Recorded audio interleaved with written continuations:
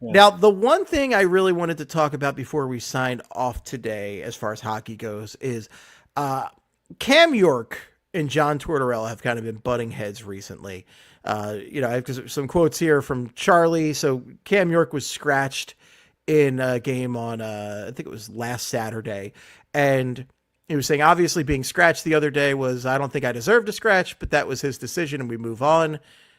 He really kind of lingered on his decision. I mean, we haven't talked so much. We haven't talked much, so I'm not sure when he was asked about it. So, a couple quotes from Charlie O'Connor over there, over at a PHLY. Yeah. But it's Yorkie didn't sound like overtly thrilled about that scratching right there, and we've seen some other reports kind of hinting at like maybe a rift or something, and the contract coming up. Like, how concerned are you? How much smoke is there? Is there enough to warrant a potential fire? I mean, we talked about this a couple of weeks ago about like a dark horse trade candidate. Remember, we talked about Cam York. So, listen, I'm not going to sit here and say that it's a guarantee that this offseason, they're going to trade him away or, this or that. But it certainly sounds like there's work to be done. It certainly sounds like, there's the relationship between Cam York and John Tortorella could be better. And, if there's one common theme between, a lot of the players that have gotten traded by the Flyers, recently, you look at Joel Farabee, he didn't have a great relationship with Torts. You look at Morgan Frost, we know all about that whole situation. Up and down, toilet seat. Yeah. So, I don't know. I certainly think there's smoke. Will there be a fire? Who's to say? But I do think that there are signs that, Cam York clearly isn't thrilled. John Tortorella clearly isn't thrilled with Cam York either. He wouldn't be scratching him if he was happy with how he was playing. So Cam York needs to be better. There's no question. Like he's certainly underwhelmed this season. I was expecting him to really, I wanted to see him take a little bit more of a leap this year. And that just hasn't really happened. So what they're going to end up deciding to do, I don't know. But they have a big decision to make because he is due for a contract. And so you have to make the decision. Is this a guy who we want to have sticking around long term? Or is this a situation where it's just like, let's just sign him to another short contract? But will Cam York even want that? And especially if Torts is coming back, like what would that look like? So, yeah.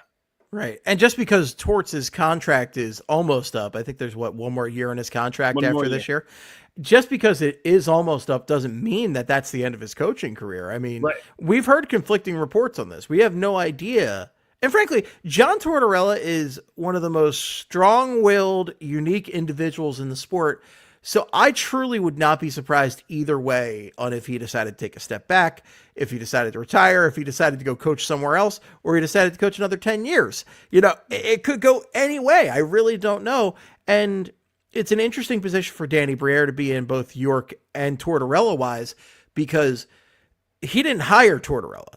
Tortorella was Chuck Fletcher's hire, and he seems like he's really ingrained in the organization right now, but ultimately, it is Danny Briere and Keith Jones' call on if he stays or goes. So is he a part of the franchise moving forward? It's a big question. And then Cam York, he's in his early 20s, almost mid-20s now, and that's a big question. So how do you feel, if you're Danny Briere today, how are you feeling about signing Cam York to a long-term contract? How do you feel about him as part of the next phase of the Flyers rebuild? It's a conflicting feeling, part of me does feel like there's some untapped potential there in Cam York still. Cause like we've seen him, show off some high end skill. Like we've seen that. Is he, he certainly could round out his game defensively a little bit more. We know that's what drives John Tortorella crazy, but I remember him coming out of the draft. People were comparing him, like his pro comparison was Brian Leach. And we have not seen that. We have not seen that at all. And now that's granted, like with all these like pro comparisons, you always have to take them with a grain of salt. People are going to be like, someone will draft somebody in like the 6th round, and it's like, oh, this guy reminds me he reminds me so much of Paul Coffey, and it's just like, why are you saying that? Like, what are we doing? So look at this, the next Pronger over here. Yeah, it's ridiculous. Poor Sam Moran. I remember Sam Moran. I remember when Sam Moran, the Flyers drafted Sam Moran. It's like, this is the next Chris Pronger, and it's just like, no, he's not, and we saw it. He was not Chris Pronger. I promise. Poor guy never had a chance because he had that comparison out of the gate. Paul Holmgren overdrafted him probably by a round. Honestly, crazy. But listen, like I do believe that Cam York can be a good NHL like player. Like he's done it before. He's played well in the NHL before. It just feels like there's some sort of disconnect going on right now between him and Torts. And like, if Torts comes back next season, like let's pretend, and again, he's under contract for 1 more year. If they decide to, run it back with Torts again next year, it does make you wonder, like, what do we do with Cam York? So I could see it going either way. Like, personally, I would like to sign Cam York to like a shorter deal. I mean, like a bridge deal or something. Yeah, the way he's been playing, you don't want to have him long term, obviously. But like maybe the way I'm thinking right now, maybe give him like a 2-year deal. So then like, whether Torts stays or goes next season, that's 1 year. But then after that, one would assume that Torts after that would be gone. Again, who knows? This is John Tortorella we're talking about. Anything goes. But you would think that going into the 2026, 2027 season, maybe, that would be new guy behind the bench. Maybe Cam York would kind of, take another step forward then. But at that point, he's a little bit older. Like he's not even, can you even really call him a prospect? Or, I mean, he's not a prospect, but like, how much more can he really develop at that point? Right. So, right. It's kind of similar to Travis Sanheim in a lot of ways, right? Where Sanheim before the Provorov trade, you're like, is this a guy we can really rely upon? Is this a guy who can play enough minutes a night? And we've had mixed results on that. Like he's early in the season, he's dynamite, right? Like the 2 seasons without Provorov now, he started off really well, really strong. But then as the wear and tear continues, as those 25 plus minute a night nights happen, he's worn down. And then by March or so, he's just making some mistakes. He's not playing as well, but he's still a solid player, but he's not really the guy you want to be like your number 1 per se.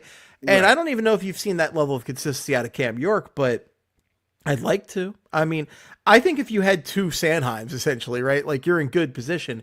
You still need somebody better than either of them at the top of that defense. Yeah. Yeah, I think so. I would agree with that. Sanheim, I definitely think is, I definitely think he's turned into a very, very solid first pair defenseman. I don't think he's a number 1. I agree with that completely. I think if he's like Provorov, where if you find him the right partner, he could be excellent on a top pairing. Right. They haven't found on the part. I do like him and York together. I wish they were a second pairing. Yeah. They work as a first pairing for this team. They're not perfect, but they work for the most part. But like, you want to see more from York out of playing that. And again, granted, he does have some tough matchups each night playing the top pairing. Like they are put into tough positions, but you still want to see a little bit more. So I'd like to see more. I think he can be a very good part of this team though. But I'm also cool. Like going back to Tortsy, I'm cool moving on from him in the next year or 2. Like it wouldn't give me nightmares, honestly. It really wouldn't. Like he's maximized this team as far as I think he's gotten as much out of these bad rosters he's had. Yeah. And as a podcaster, I do want to see playoff Torts for the Flyers once because I think it would be hilarious. It would be fun. But as far as watching him develop Matvei Mishkov and his offensive game, some of these conflicts with York and everything, I am ready to move on.